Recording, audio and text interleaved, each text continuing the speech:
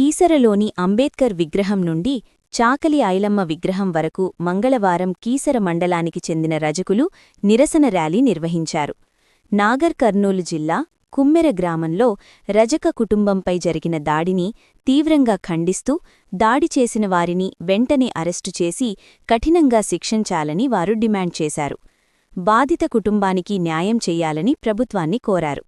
అనంతరం బేబీ మౌనిక ఆత్మశాంతి కోసం రజకులు అంబేద్కర్ సంఘం నాయకులతో కలిసి చాకలి ఐలమ్మ విగ్రహం వద్ద అమర్హై నినాదాలు చేస్తూ 2 నిమిషాల మౌనం పాటించారు.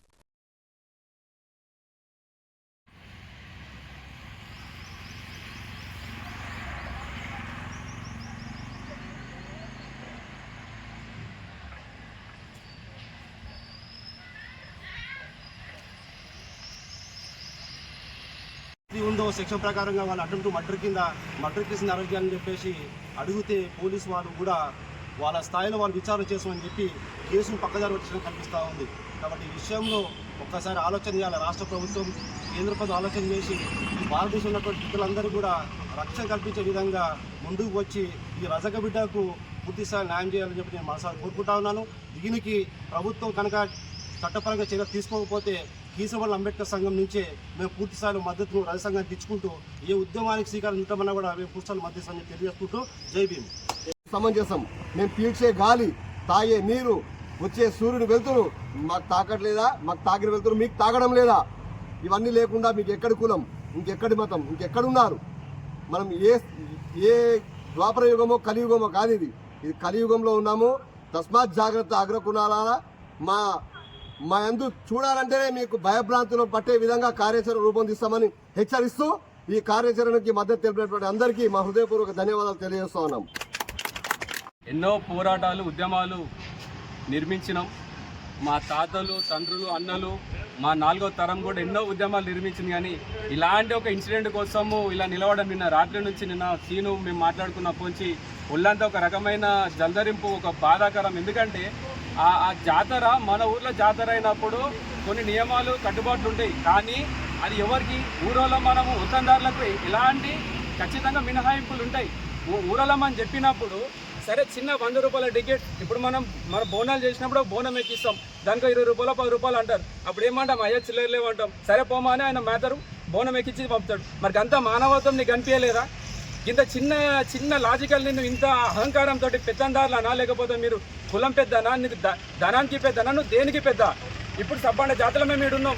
ఇప్పుడు మాలో ఏ ఒక్కరు ఆగినా నీ పరిస్థితి ఏంది? ఇప్పుడు మాలో ఒక్కరు ఆగినా నీ పరిస్థితి ఏంది? మేమెంతమంది ఉన్నాం, మీరెంతమంది? వేదాలలో, పురాణాలలో ఏం చెప్పారు? సాక్షాత్ ఈశ్వర పురాణాలు ఏం చెప్పారు? ఏ కులం వాళ్ళు ఏ ధర్మం, ఏ వృత్తి పాటిస్తారో, ఈశ్వర నా ఈ వృత్తి ధర్మమైనదని చెప్పి ఆ ఈశ్వరునికి సాక్షాత్ నమస్కరించే కదా పని దైవం అని మనం పురాణాలలో రాసి ఉంది. మరి నా వృత్తి నాకు దైవమైనప్పుడు మరి నన్ను ఎట్లా నేను నీకంటే తక్కువైనా? ఏ రకంగా తక్కువైనా? ఒక్కసారి ఆలోచించును. వేదాలనే రాసింది, పురాణాలనే రాసింది కదా. నా వృత్తి నాకు దైవం అని ఈశ్వరానికి దండం పెట్టే కదా నువ్వు పని మొదలు పెడతావు. ఒక పని ఇట్లా అంటావు, అదేంది? మరి ఇప్పుడు నీకు ఎట్లా తక్కువైనా? నేను ఎట్లా తక్కువైనా? ఇప్పుడు నేనే లేను, నేను మేధపన్నం ఎక్కి పరిస్థితి ఏంది? నేను యాటగో అని పరిస్థితి ఏంది?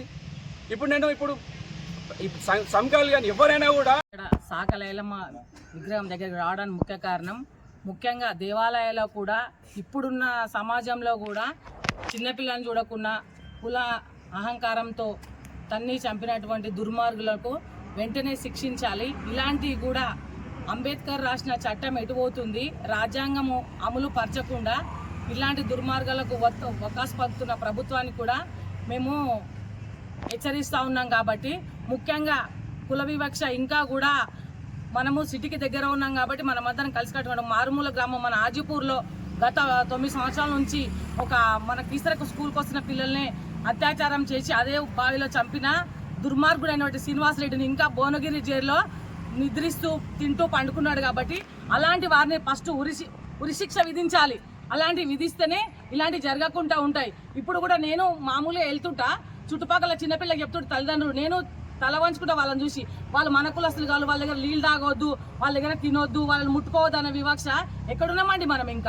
ఇంకా ఎక్కడ బతుకుతున్నాము? అడవిలో బతుకుతున్నామా, ఊర్లలో బతుకుతున్నామా? ఇలాంటి వారిపై కఠినంగా చర్య తీసుకోవాలని మా కిసాన్ సంఘం తరపున అంబేద్కర్ తరపున నా వంతుగా నేను ఎలాంటి దానికైనా ముందుకుంటానని నాకు ఈ అవకాశం ఇచ్చిన అందరికి కూడా ప్రత్యేకంగా ధన్యవాదాలు తెలియజేసుకుంటున్నాను. మా విగ్రహం వద్ద రజక సంఘం ఆధ్వర్యంలో 2 నెలల పసికందును ఒక అగ్రవర్ణాలకు చెందిన వ్యక్తి కాలుతో తన్నిన వెంటనే ఆ అమ్మాయి చనిపోవడం జరిగింది.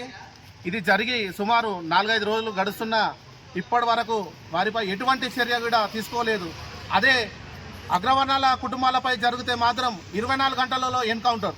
అదే మా బహుజనుల బిడ్డల పైన జరిగితే చట్టం ఒక తీరుగా ఉంది, వాళ్ళకు ఒక చట్టం ఉంది. కానీ మనకు స్వాతంత్రం వచ్చి 80 సంవత్సరాలు గడిచినా కానీ ఇప్పటి వరకు కులంకారం అనేది పోవట్లేదు. నాడు ఎస్సీల పైన నేడు బీసీల పైన దాడులు జరుగుతూనే ఉన్నాయి. మనం ఇప్పటికైనా సరే కనువిప్పు చేసుకోవాలి. ఏ కుల వాళ్ళ పైన సరే దాడి జరిగిందంటే మనం అందరం ఐక్యంగా ఉండాలి. ఎందుకంటే మన దేశంలో ఒక కోవా బన్ను కోసం మా ఛానల్ని సబ్స్క్రైబ్ చేయండి.